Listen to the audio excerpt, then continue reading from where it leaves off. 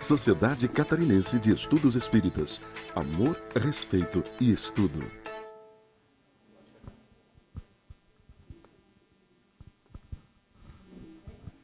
Boa noite a todos. Sintam-se abraçados em seus corações. Bem-vindo à nossa casa. Hoje é um dia bastante feliz. Todos os dias são felizes, mas hoje em especial a gente comemora fisicamente um ano de casa, no dia 4, na verdade, mas tivemos a palestra nessa data no ano passado e hoje comemoramos um ano de trabalho junto com Cristo. E só boas notícias, só bons momentos, os corações cada vez ficando mais expandidos. Estamos com um ano de trabalho, com mais de 90 pessoas entre estudantes e voluntários, ativos na casa, e maravilhosamente chegando pessoas novas todo dia. Até já estamos contratando a empresa para fazer o 4º andar, porque o 3º andar é um motivo de felicidade abraçar a todos, né? E na inauguração de nossa casa tivemos o nosso querido irmão, amigo, Olenir Teixeira, e novamente te convidamos para que ele possa fazer a exposição da noite, bela responsabilidade, mas certamente muito bem inspirado. Nada é o acaso, não é verdade? Seja bem-vindo, Sr. Olenir, e vamos fazer a prece, uma prece, sempre de agradecimento, pois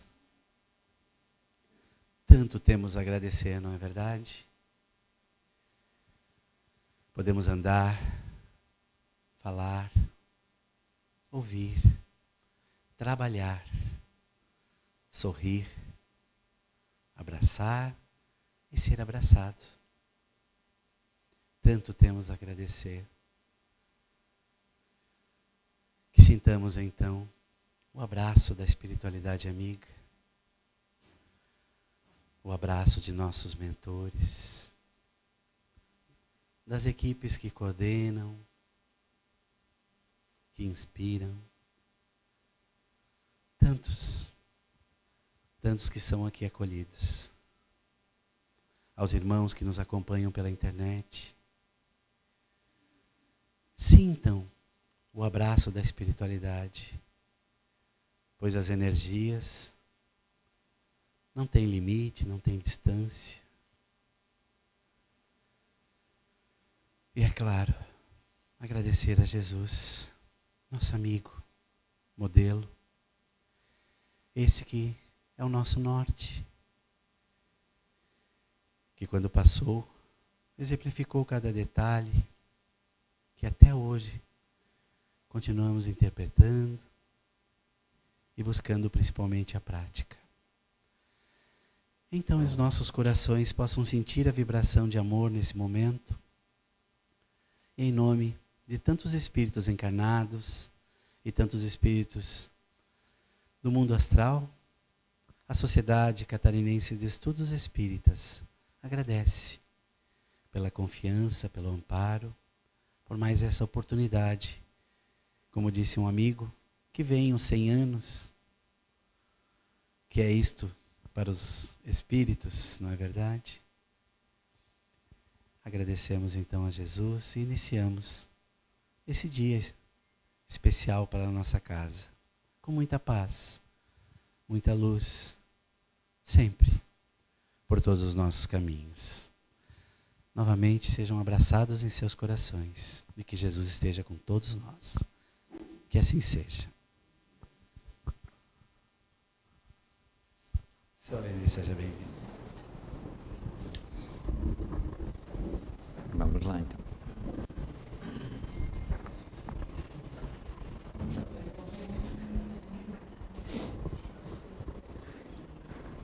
Boa noite a todos. Boa noite. Nosso desejo é de muita paz.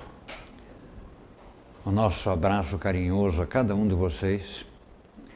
Mas especialmente, permitam-me dizer, ao Luciano, a Adriana e aos demais diretores desta casa pela passagem do primeiro aniversário.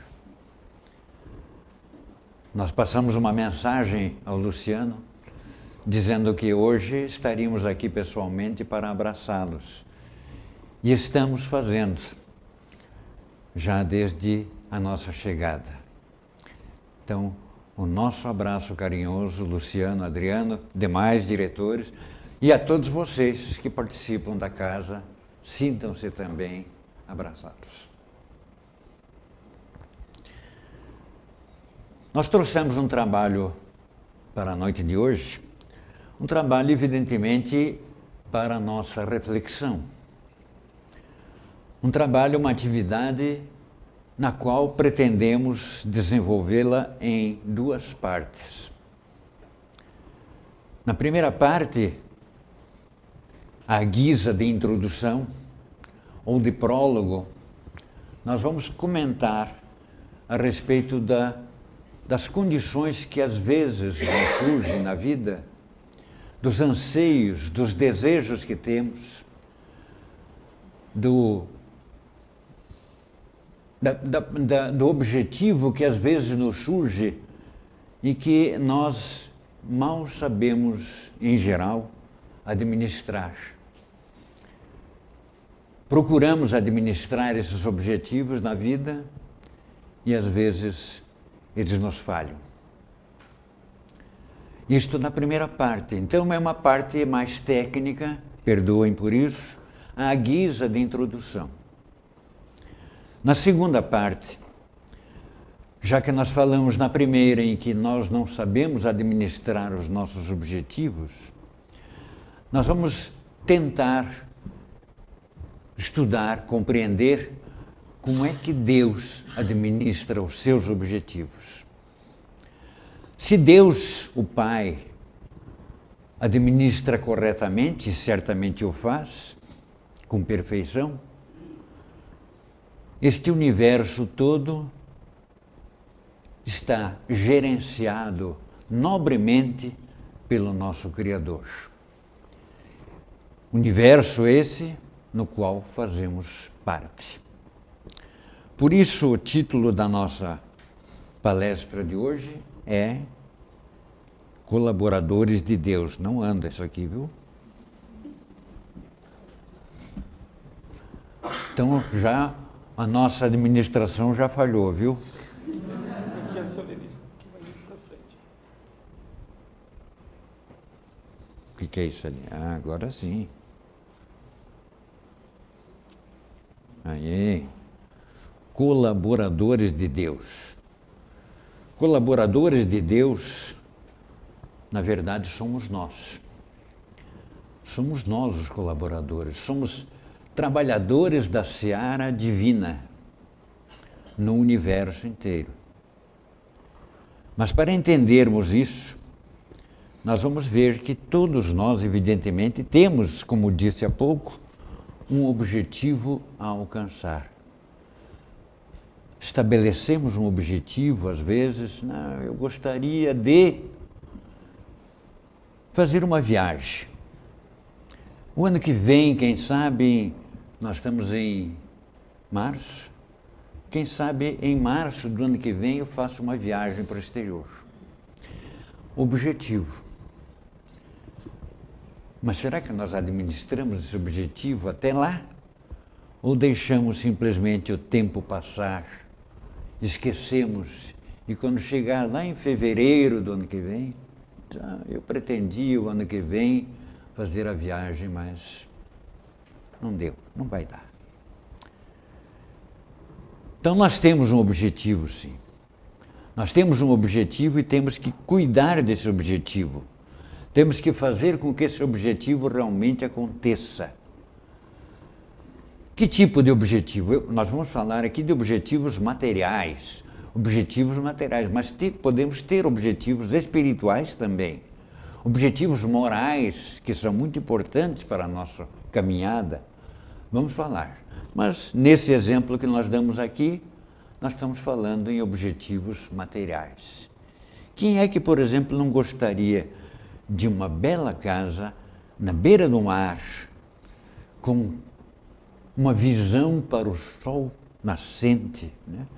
Podendo estar ali o tempo todo, né? Buscando aquela harmonia que a brisa nos oferece, né? Podíamos ter esse objetivo.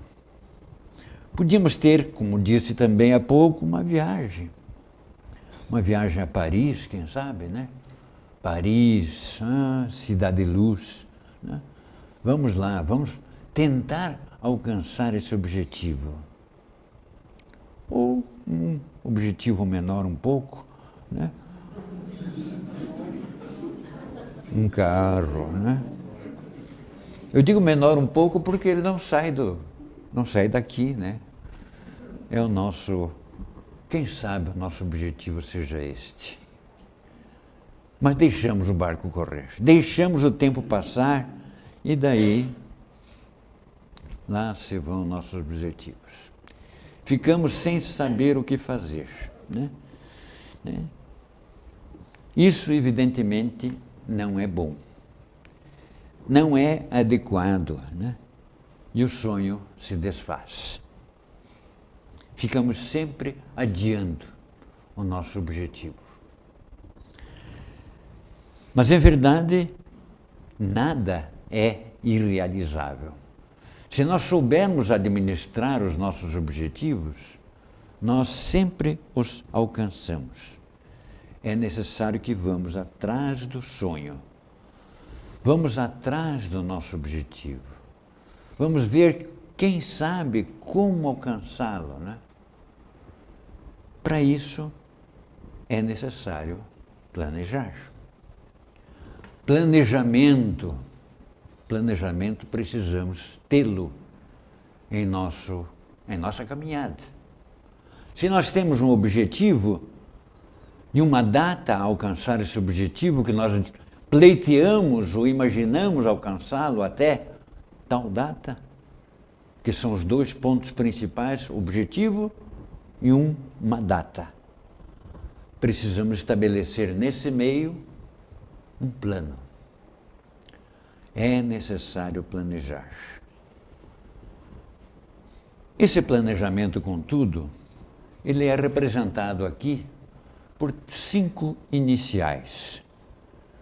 POCCC.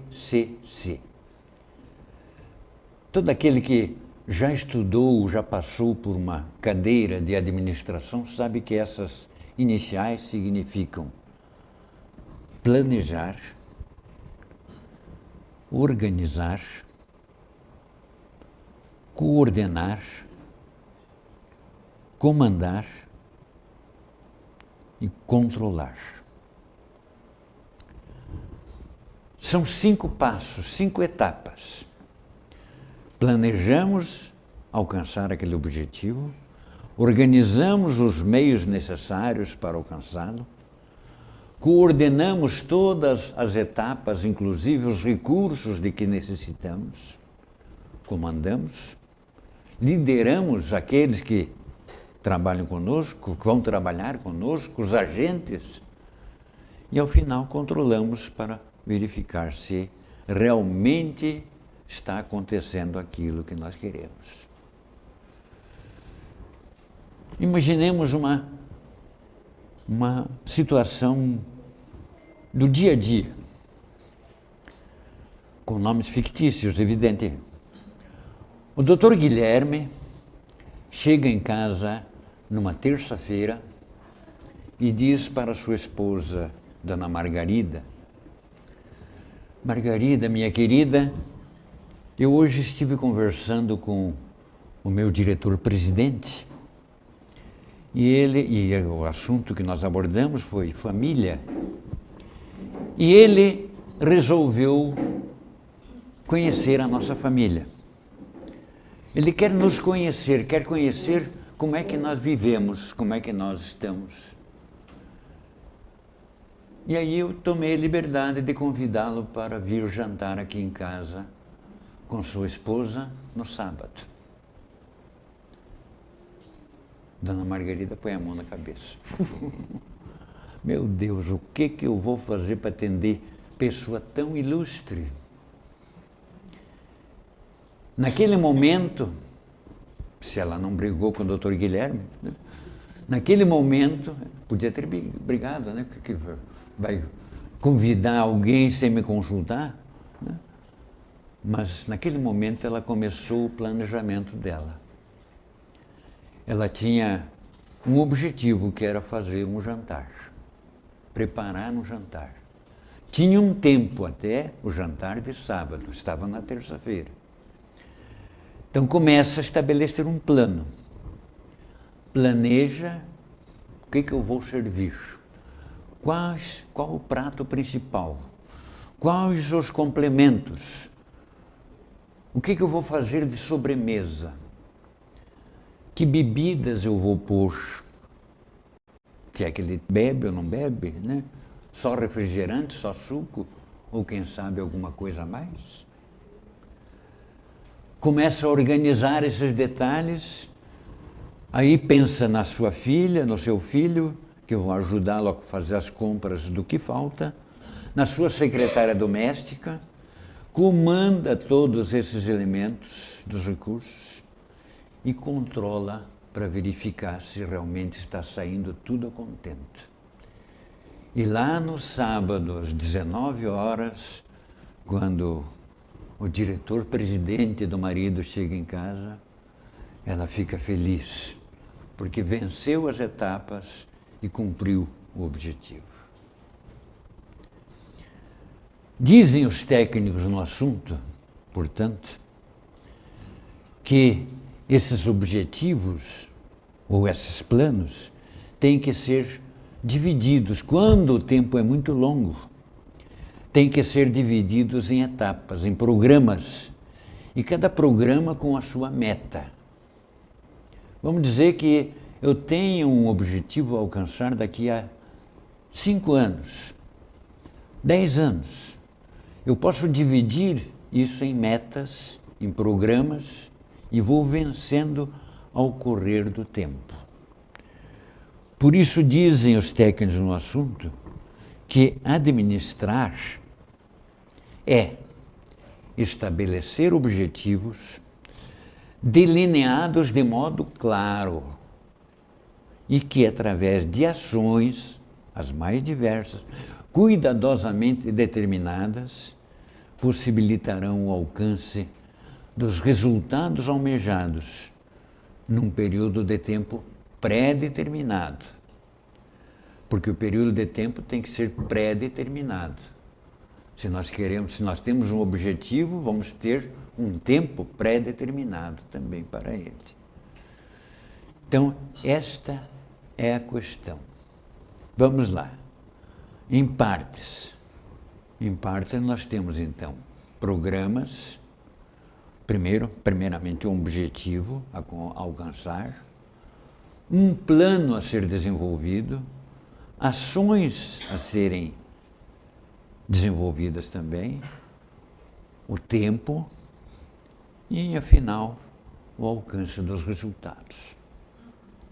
E como nós dissemos, alcançar através de programas também é importante. Um programa com suas respectivas metas. Mas não podemos esquecer de que, neste processo todo, nós vamos precisar de recursos. A dona Margarida precisou de recursos materiais, os gêneros, os mantimentos, né, que ela precisaria, os recursos outros e os recursos humanos, por fim. Então, os recursos humanos são fundamentais para isso. Isto nós temos como administração de modo geral. Mas ainda há uma outra definição para administrar. Administrar, segundo dizem alguns outros, é a arte de descobrir talentos e definir as suas funções. Nós tivemos ensejo de estar à frente da Federação Espírita Catarinense durante 9 anos. E quando fomos eleitos para a federação,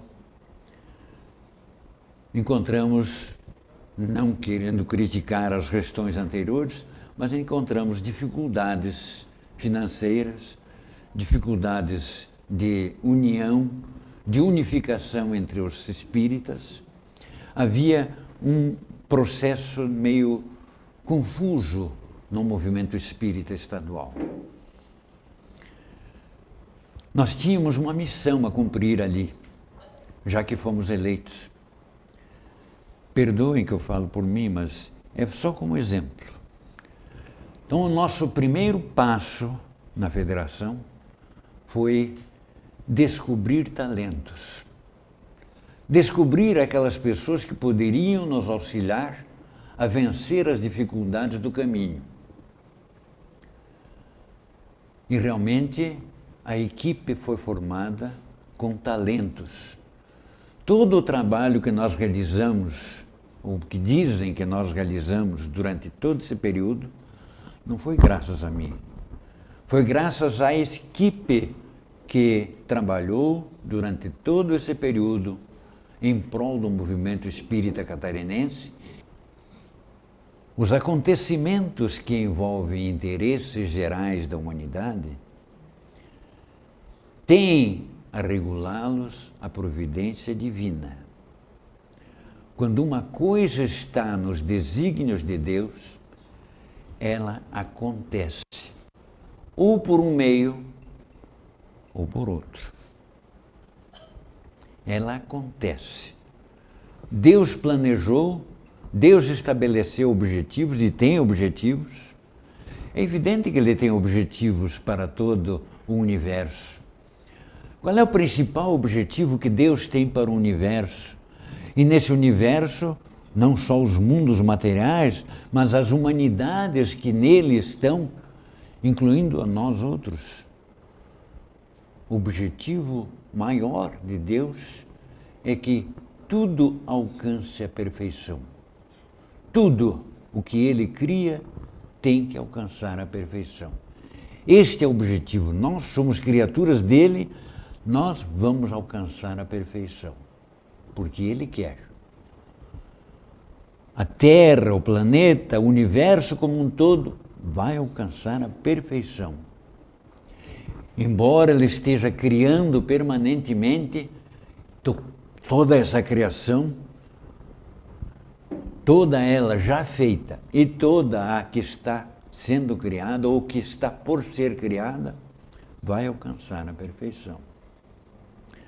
No Evangelho segundo o Espiritismo, como eu disse, eu ia fazer um passeio pelas obras da codificação. Então vamos ao Evangelho segundo o Espiritismo. E o Sr. Allan Kardec esclarece um ponto importante. Mas antes de citar isso, eu gostaria de citar um dos cronistas mais conhecidos, desencarnado há pouco tempo, comentarista na televisão, nos jornais, escrevia para vários jornais, Joelmir Betting. Joelmir Betting disse uma coisa muito interessante numa das suas crônicas. Ele diz que nós, os ocidentais, não sabemos planejar.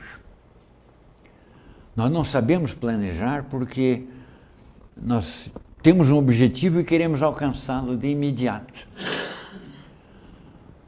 Os orientais, por seu lado, os orientais estabelecem um objetivo, o tempo necessário para alcançá-lo e despendem 80% desse tempo planejando e 20% apenas executando. Por isso que os grandes objetivos lá do lado oriental do nosso planeta, diz João Milbet, dão certo, de modo geral. Ou quase sempre dão certo. Porque apesar de serem dessa forma, de agirem dessa forma, eles são também criaturas humanas. E como criaturas humanas são falíveis, né? Mas 80% do tempo planejando para 20% executá-lo é uma boa meta. Nós brasileiros gastamos 80% tentando fazer e não conseguimos. E Deus? Vamos lá, voltamos a Deus. Deus. Bom, havia uma necessidade de implantar a doutrina espírita na face da terra. Jesus prometera, segundo o Evangelho de João, prometera a vinda de um Consolador, o Espírito de verdade. Esse Espírito de verdade deveria chegar na face da terra. Era um desejo. Eu rogarei a meu Pai e Ele vos enviará. Então, se Ele enviaria o Consolador, é um acontecimento que envolve o interesse geral da humanidade? Envolve o interesse geral. Então, tenha regulá-los a providência divina. Será que ele gastou 80% do tempo planejando? Talvez até mais. Talvez até mais. Vejam, o Evangelho segundo o Espiritismo. Após uma elaboração que durou mais de 18 séculos, chega ela, a doutrina espírita, à sua plena realização. E vai marcar uma nova era na história da humanidade.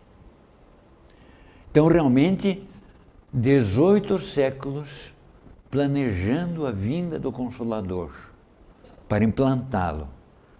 Sabiam onde implantá-lo, sabiam o momento da implantação, sabiam como fazer, mas precisariam de agentes, precisariam de colaboradores. Deus precisaria de colaboradores.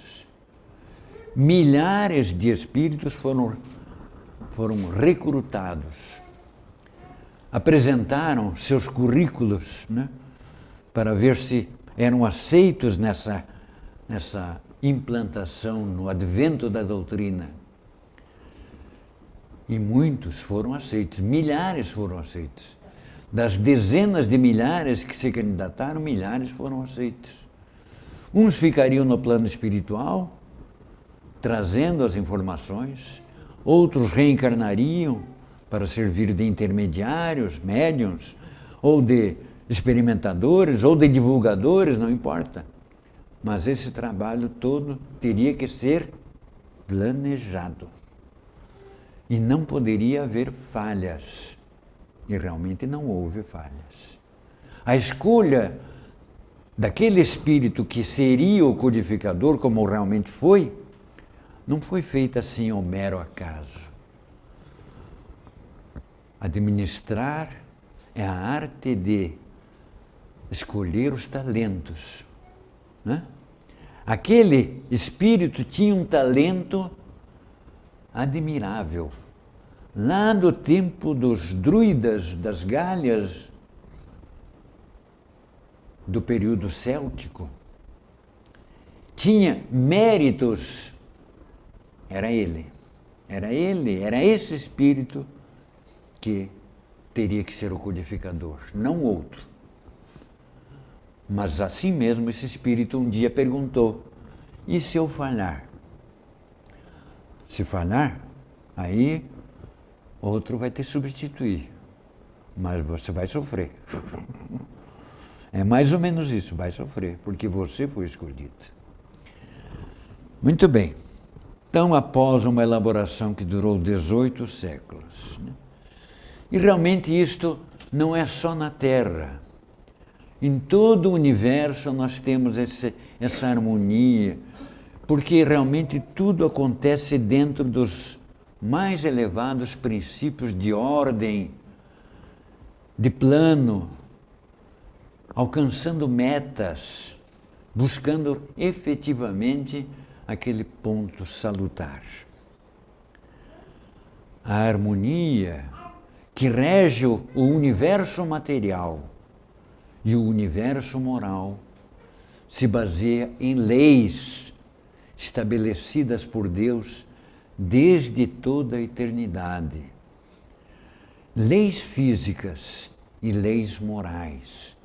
Essas leis estabelecidas por Deus regem todo o universo e provocam essa harmonia, essa ordem, esse respeito, essa paz que nós sentimos no universo. Porque, como diz o Livro dos Espíritos, tudo serve, tudo se encadeia na natureza, desde o átomo primitivo até o arcanjo, que também começou por ser átomo. Admirável lei de harmonia, do qual o vosso espírito limitado ainda não pode abranger o conjunto. Palavras dos espíritos, dos números espirituais que ditaram a doutrina, respondendo à questão 540 de O Livro dos Espíritos. Mas Santo Agostinho, um dos espíritos que esteve presente desde o momento da codificação, também traz a sua informação valiosa, dizendo-nos a respeito do universo: quem pudesse acompanhar o mundo em suas diversas fases, desde o instante em que se aglomeraram os primeiros átomos destinados à sua formação, a constituí-lo, vê-lo-ia percorrer uma escala incessantemente progressiva. Observem, incessantemente progressiva, mas de degraus imperceptíveis para cada geração, e a oferecer aos seus habitantes uma morada cada vez mais agradável, à medida que eles próprios avançam na estrada do progresso. O progresso é uma dessas leis estabelecidas por Deus. Tudo progride no universo. Não há nada no universo que não progrida. Nós, por isso, a perfeição é o objetivo divino para nós. E nós vamos progredir também para alcançar este ponto, este alvo, este objetivo que Deus estabeleceu. E Ele tem planos para cada um de nós, assim como tem planos para a humanidade. Tem planos para o universo, tem planos para as galáxias, tem planos de toda ordem. Então, o mundo aqui, nosso mundo, por exemplo, que está passando de fase, né? Fase por fase, imperceptivelmente. Vou fazer um parênteses aqui. É como imaginar a nossa vida, a nossa existência física, né? Outro dia eu perguntei qual é o dia e qual é a hora exata em que uma criança se torna adolescente. Ninguém sabe. É tão imperceptível a mudança, né? E vai acontecendo tão vagarosamente que realmente ninguém pode dizer, não, é a partir de 11 anos e 10 meses. Né? Não pode. Quando é que um jovem se torna adulto? Não sei. E assim por diante. Então, no mundo também, na nossa esfera terrestre, não sabemos exatamente quando a nossa Terra, quando o nosso planeta, quando o nosso orbe vai mudar. Mas ele já mudou, já era criança, passou para a adolescência. E agora está mudando. Não é a partir de 1º de janeiro de 2020, não. Não tem data. Está mudando. Está passando para um período de transição.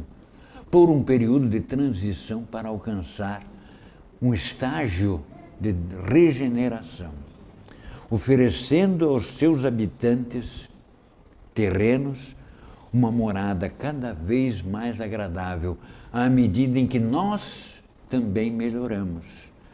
Estamos na escala do progresso. Marcham assim paralelamente o progresso do homem, o progresso dos animais, que são seus auxiliares, ou dos vegetais, progresso da habitação, porque nada permanece estacionário na natureza. Nada permanece estacionário. Tudo progride no universo, dizem eles. Então a Terra, o nosso planeta, já passou pelo estágio primitivo, passou para a condição de mundo de expiação e de provas, está em transição para uma condição de mundo de regeneração e alcançará, evidentemente, a posição de mundo feliz. Este é o nosso planeta. Buscando aqui a informação. Cada fase dessas, mundo primitivo para mundo de expiação e provas, mundo de regeneração, mundo feliz, cada fase dessas dentro do grande plano divino para a Terra, para a humanidade terrena, é um programa e tem uma meta. Então, agora, quando estamos passando para a condição de mundo de regeneração, estamos vencendo mais uma meta neste plano. Por isso que ainda não seremos um planeta ou uma humanidade feliz, mas estamos vencendo essa meta.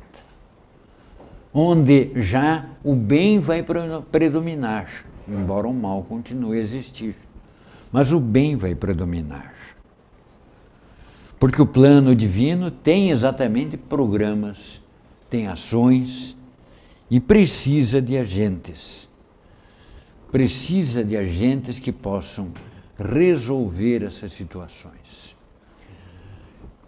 Respectivas metas dentro do plano divino são programas que ele estabeleceu. Precisa de recursos humanos. Já na questão número 115 do Livro dos Espíritos, diz, a resposta que os Espíritos deram foi essa. Deus deu a cada um dos espíritos recém-criados, já desde quando recém-criados, deu uma missão, com o fito de esclarecê-los e de fazê-los chegar progressivamente à perfeição pelo conhecimento da verdade. Está grifado aqui de propósito. Alcançar a perfeição pelo conhecimento da verdade para aproximá-los de si. Muita gente diz assim, mas como? Os espíritos recém-criados vão ter missões? Voltando àquela resposta que nós demos há pouco ali, a 540 do Livro dos Espíritos, nós encontramos lá que até mesmo os espíritos mais atrasados podem servir de utilidade para o conjunto. Primeiramente, obedece. Depois, podem dirigir as coisas do mundo material. E, posteriormente, dirigirão as coisas do mundo moral.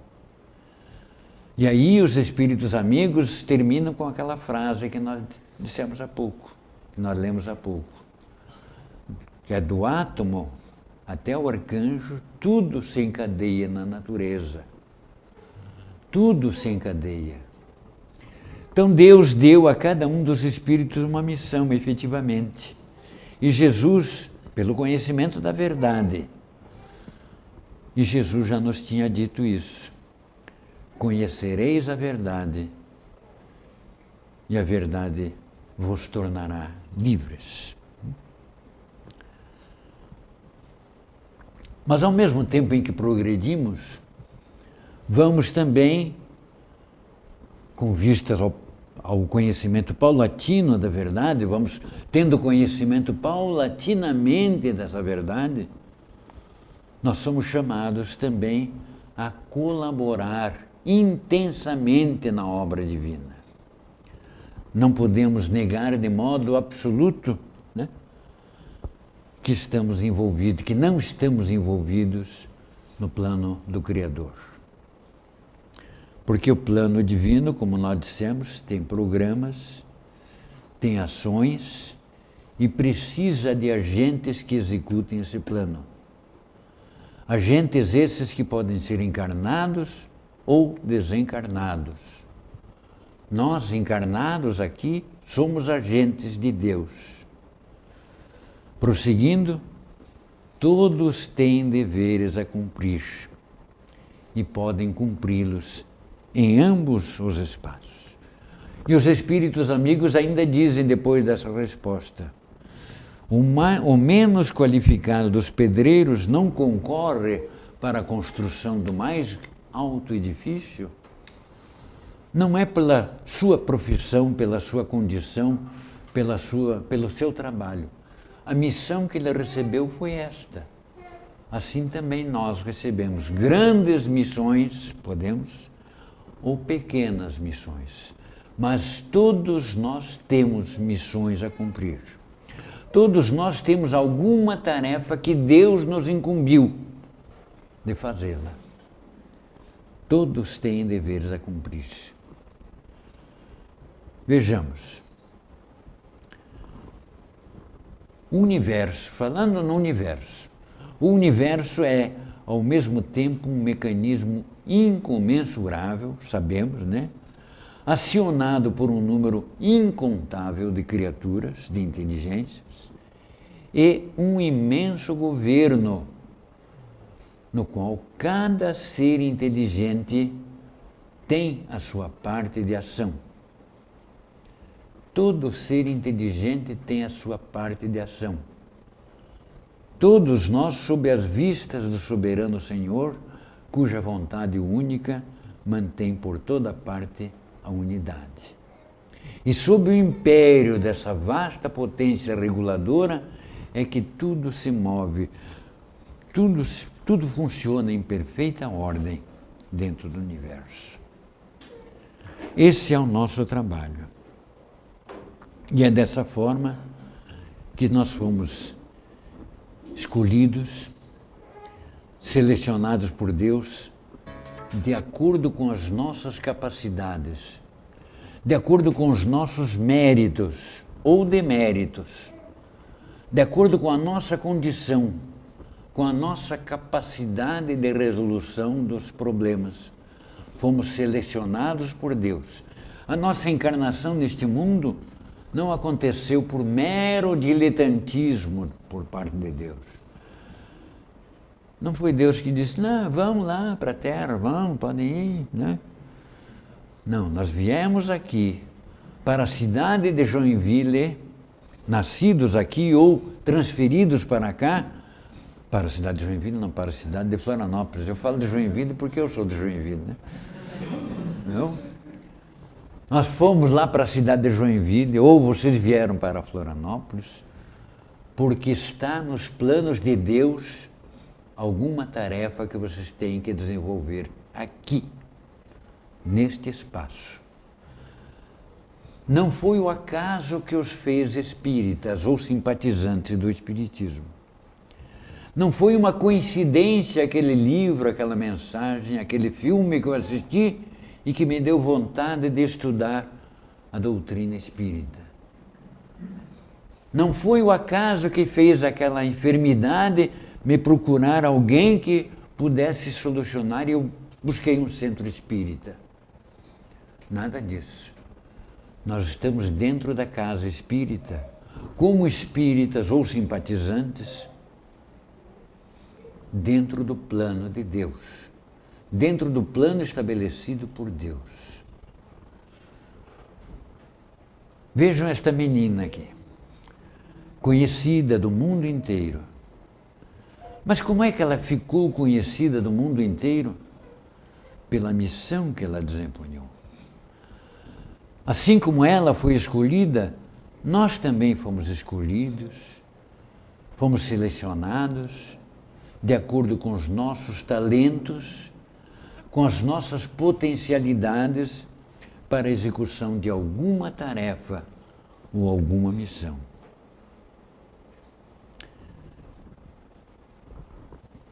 Ainda dentro das citações que nós fizemos, vamos buscar esta de São Luís, em O Evangelho segundo o Espiritismo.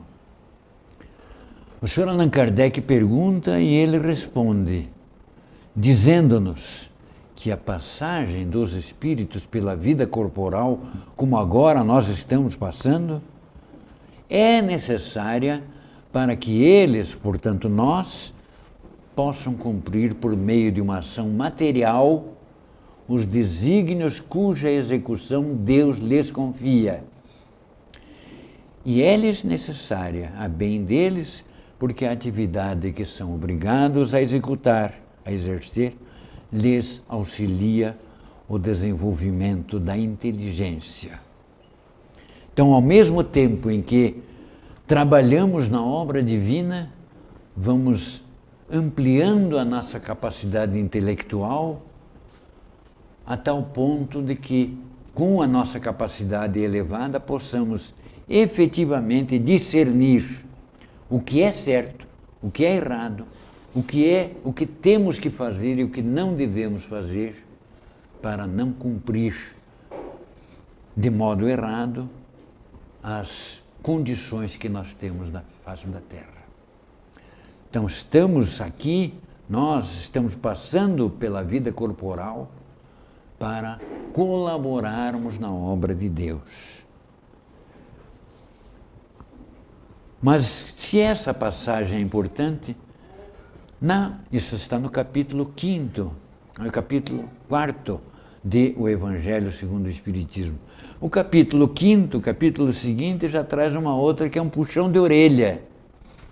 Lembrai-vos que, durante a vossa prova na terra, tendes uma missão de que não suspeitais, quer vos dedicando à vossa família, quer cumprindo as diversas obrigações que Deus vos confiou. Efetivamente, então, nós temos que estar atentos ao trabalho que... Muita gente pergunta, mas, seu Lenir, o senhor falou tudo isso aqui, qual é a minha missão, então? Como é que eu posso descobrir a minha missão? Descobre da seguinte maneira: veja os caminhos que o trouxeram para o dia de hoje, com toda a trajetória que você fez para chegar aqui.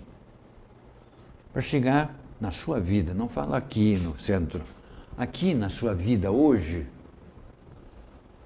Essa é a minha missão, é dentro desse trabalho. Se eu estou aqui, vamos dar um exemplo aqui, o Luciano, vou dar um exemplo do Luciano. Por que ele fundou, implementou, criou uma casa espírita? Missão. Por que vocês casaram com fulano ou fulana, né? Casamento, uma missão. Por que têm filhos? Os filhos são missão. Qual é a minha profissão? Eu sou dentista, odontólogo. Muito bem, é a sua missão. Execute-a bem. Eu sou psicólogo, eu sou engenheiro, eu sou advogado, não importa. A profissão escolhida, o local escolhido, o local de trabalho escolhido, o local da tarefa escolhido, seja um consultório, uma oficina, seja a via pública, não importa, é o local onde você está executando a sua missão. Por isso, François de Geneve, em O Evangelho, diz, uma missão de que não suspeitais. Nós não suspeitamos, mas estamos desenvolvendo a tarefa. Só que muita gente acha difícil essa tarefa e desiste na metade. Né? Desiste na metade. Aí nós vamos ver daqui a pouco o que vai acontecer com esse que desiste. Vamos seguir adiante e colocar aqui uma pergunta feita pelo Sr. Allan Kardec. Em que consiste a missão dos espíritos encarnados?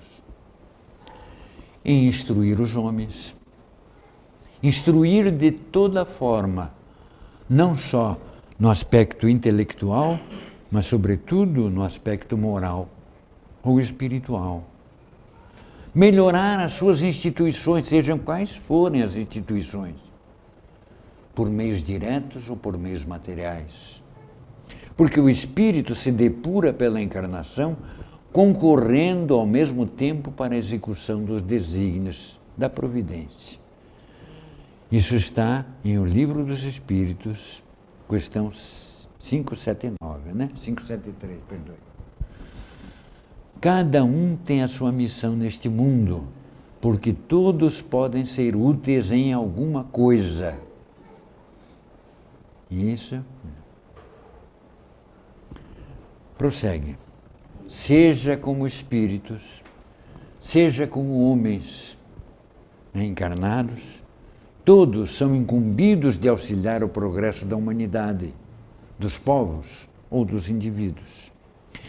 Há tantos gêneros de missões quantas as espécies de interesses a resguardar, quer no mundo físico, quer no mundo moral. O importante é tentar refletir sobre a sua missão, sobre o que está acontecendo comigo, né?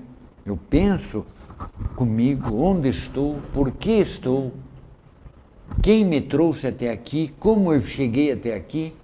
Então é essa a tarefa que me cabe desenvolver.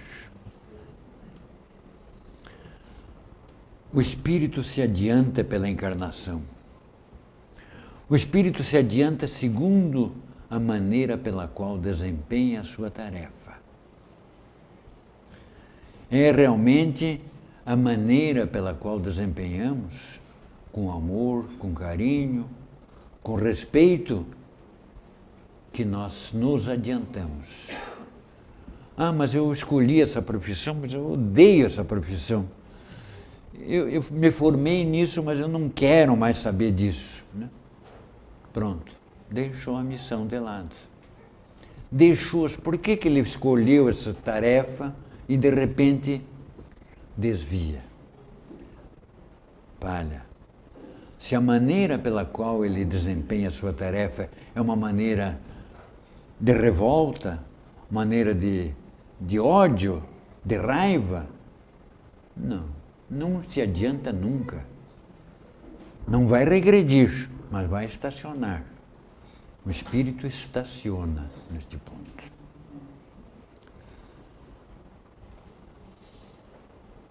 Analisemos então a nossa situação neste mundo. Analisemos a nossa situação. Nós estamos encarnados no momento certo, no local certo, junto com as criaturas certas, trabalhamos no lugar mais adequado, como voluntários, como profissionais, de acordo com as nossas tendências, com os nossos valores, com os nossos méritos ou com os nossos deméritos, como eu disse.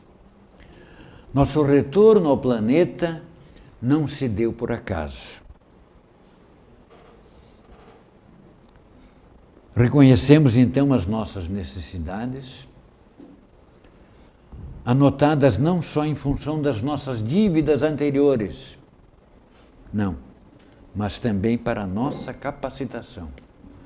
Reconhecemos as necessidades e aí, para nosso aprimoramento moral, pedimos. Pedimos para reencarnar e solicitamos tarefas para desenvolver. E Deus, dentro dos planos, diz, bom, tudo bem, você tem pendor, tendência, capacidade, potencialidade para isso, vai. Mas solicitamos essas situações, né? O Livro dos Espíritos nos diz, na questão 579, os planos de Deus, quando importantes, não são confiados àqueles que hajam de abandonar pela metade a tarefa.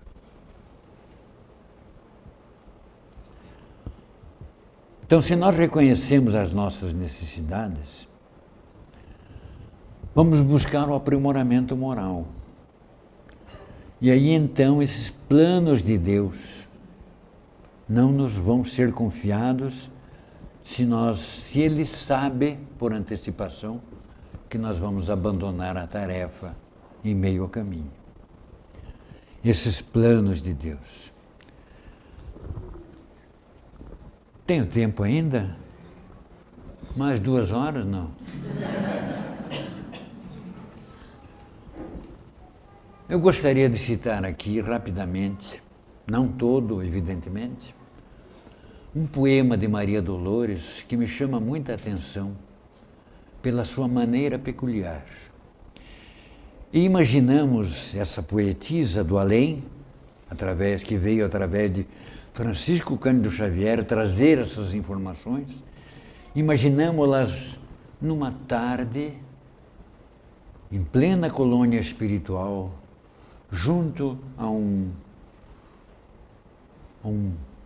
marulhar,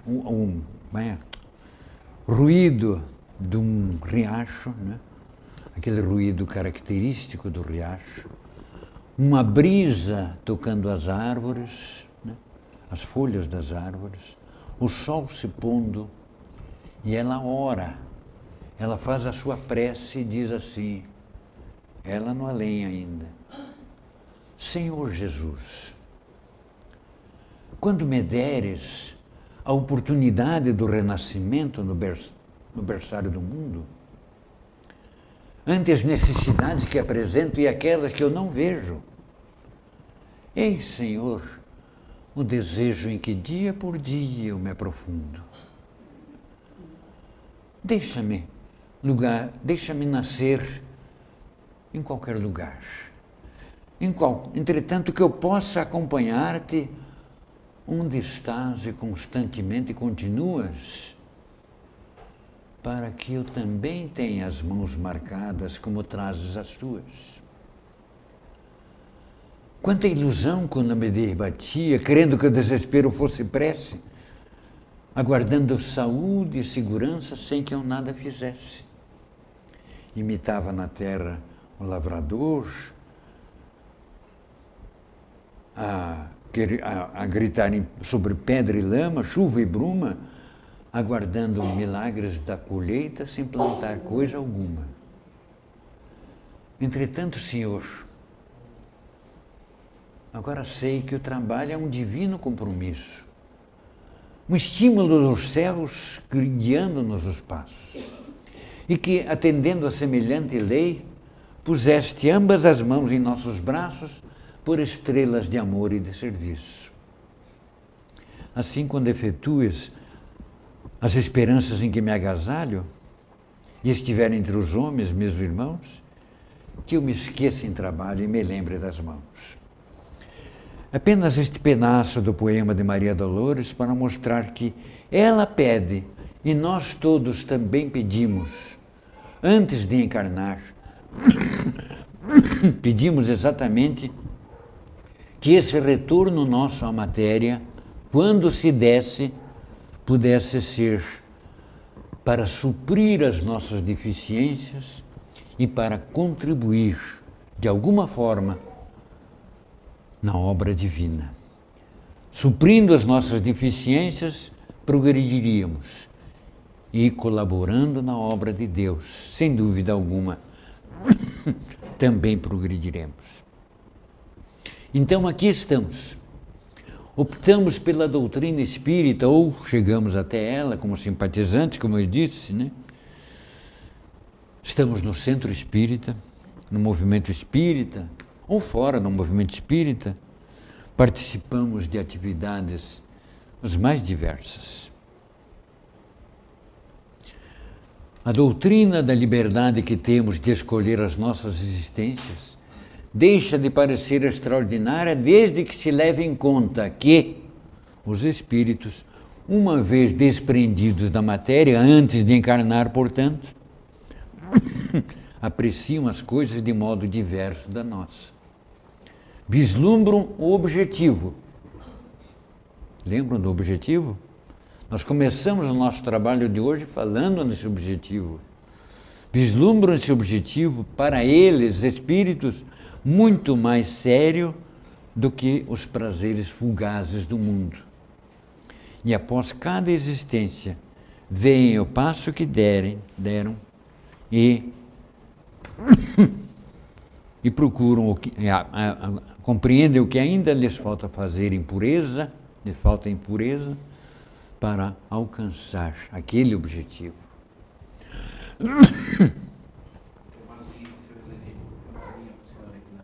Obrigado. E aí vem aquela pergunta: se eu falhar, ou se faltar aquele a quem Deus incumbe a missão de executar? O plano de Deus nos escolheu, nós estamos inseridos nesse plano, fazemos parte dos recursos humanos dele, mas se falhamos, como o senhor Allan Kardec, o próprio senhor Allan Kardec, o professor Rivail, perguntou: e se eu falhar, né? Se faltar aquele a quem Deus incumba a missão de executar, outro será dela encarregado. Sim, o homem tem sempre a liberdade de cumprir ou não aquela que lhe foi confiada a missão, e que ele voluntariamente aceitou. Não foi imposta, foi aceita por ele. Porém, se não faz, perde os benefícios que daí lhe resultariam. E, grifado, assume a responsabilidade dos atrasos resultar da sua negligência ou da sua má vontade. E se tornar um obstáculo a que ela se cumpra, está em Deus afastá-lo com um sopro. Nós vemos personagens da história, da grande história terrena, da humanidade da Terra, da humanidade terrena, personagens que foram simplesmente soprados. Quando falham nas suas missões, quando cometem erros que não deveriam ter cometidos, é como se Deus soprasse. Vamos dar um exemplo: Napoleão Bonaparte. Vamos dar outro exemplo: Adolf Hitler, Benito Mussolini, na mesma época. Exemplos lá do passado, poderíamos dar vários. Vamos cansá-los de tantos exemplos, vamos deixar.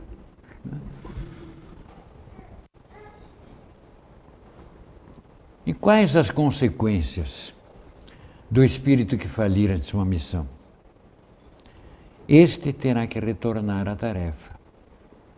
Será essa a sua punição. Depois, claro, sofrerá as consequências do mal que causou. Sofrerá as consequências do mal que causou, porque se deixamos a tarefa pela metade ou não cumprimos convenientemente, estamos cometendo erros. E esse erro ocasiona o mal. E as consequências desse mal virão sobre nós. Terminando a nossa exposição dessa noite, concluindo, afinal, né, graças a Deus, né, para vocês, nós vamos convidá-los a consultar aqueles que têm suas residências, se não tiverem, emprestem do centro, o Evangelho segundo o Espiritismo, e leiam lá o capítulo 20, Missão dos Espíritas. É uma reflexão muito grande que nos cabe fazer para que possamos efetivamente desempenhar a contento de Deus essa missão.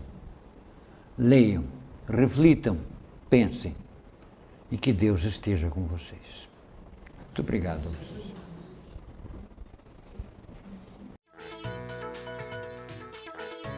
Sociedade Catarinense de Estudos Espíritas.